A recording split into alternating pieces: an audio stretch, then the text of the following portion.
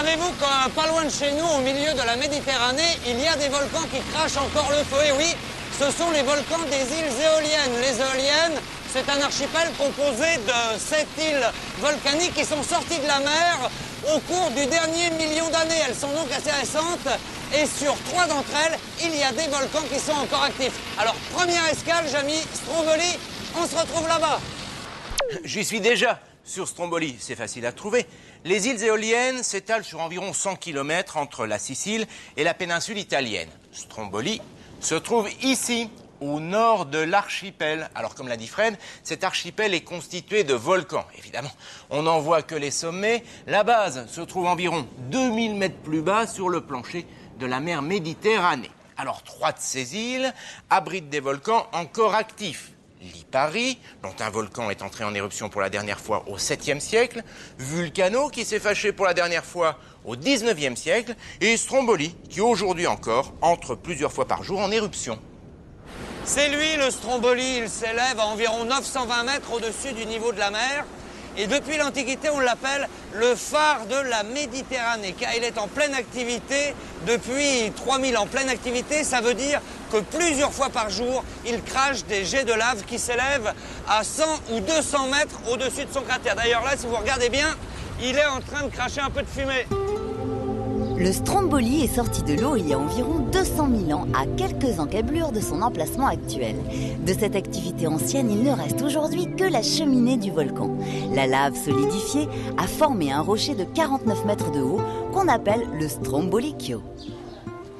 Aujourd'hui, 450 personnes seulement habitent à Stromboli. Il y en avait 3000 au début du XXe siècle, mais une grande partie de la population a quitté les 2 villages de l'île après la grande éruption de 1930 qui a tué 6 personnes et détruit la quasi-totalité des maisons et des cultures.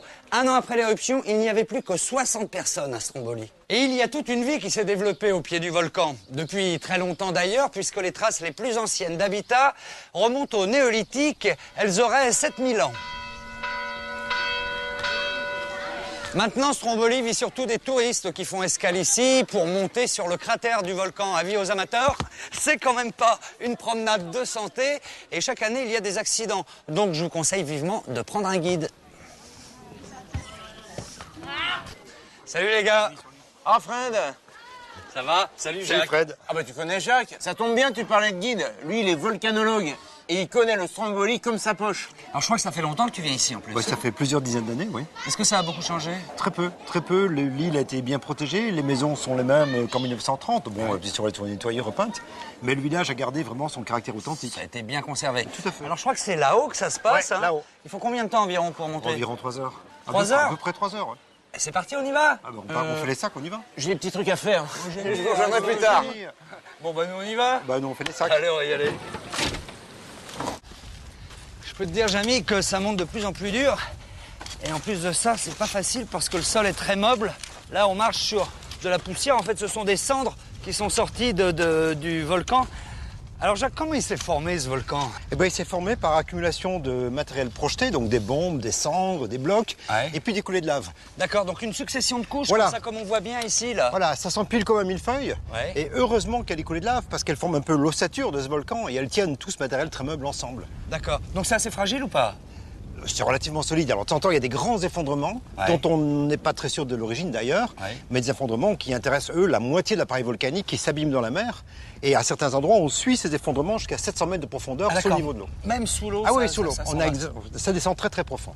Alors c'est assez curieux parce que quand on regarde le volcan qui fume là, on a l'impression qu'il est décalé, c'est pas le point culminant. En fait, il y a 3 volcans à Stromboli. Un premier volcan s'est construit, c'est celui que nous venons de gravir. Il y a eu un effondrement. Dans cet effondrement s'est construit un second volcan, c'est celui qu'on a face à nous. D'accord. Il s'est effondré à son tour il y a 5000 ans. Et un troisième volcan s'est construit dans le creux de ce deuxième effondrement. Ce troisième volcan, c'est le cône actuel, c'est le Stromboli. Bon, on continue? Et on y va. Bon alors, vous en êtes où?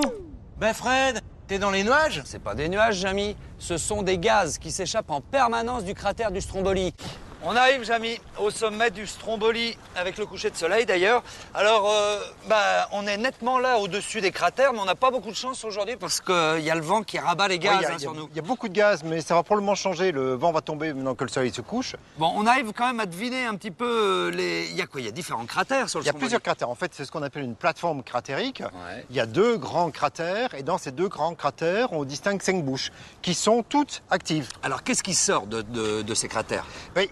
Le magma remonte, des bulles de gaz explosent en surface, s'oxydent, projettent des lambeaux de lave, ce qu'on appelle des bombes. Ouais. Les bombes, d'habitude, tombent autour des cratères, mais parfois, rarement il faut dire, mais parfois, peuvent arriver jusqu'ici. C'est pour ça qu'il est conseillé de porter le casque, Voilà, d'ailleurs. tout à fait. Bon, on va être un petit peu patient en espérant qu'il nous envoie un petit signe. Il va nous faire bonjour. Bon, on attend. T'as vu ça, Jamy? Ce qui est surprenant sur le Stromboli, c'est que les éruptions se font à intervalles réguliers. Parfois, elles se succèdent toutes les 10 ou 15 minutes. Et ça, depuis 3000 ans. C'est ce qu'on appelle l'activité strombolienne. Tu l'entends? Bah Fred, il fait nuit, il serait peut-être temps de rentrer. Oh non, ouais. Moi je reste encore un peu pour le spectacle. Écoute, regarde celle-là.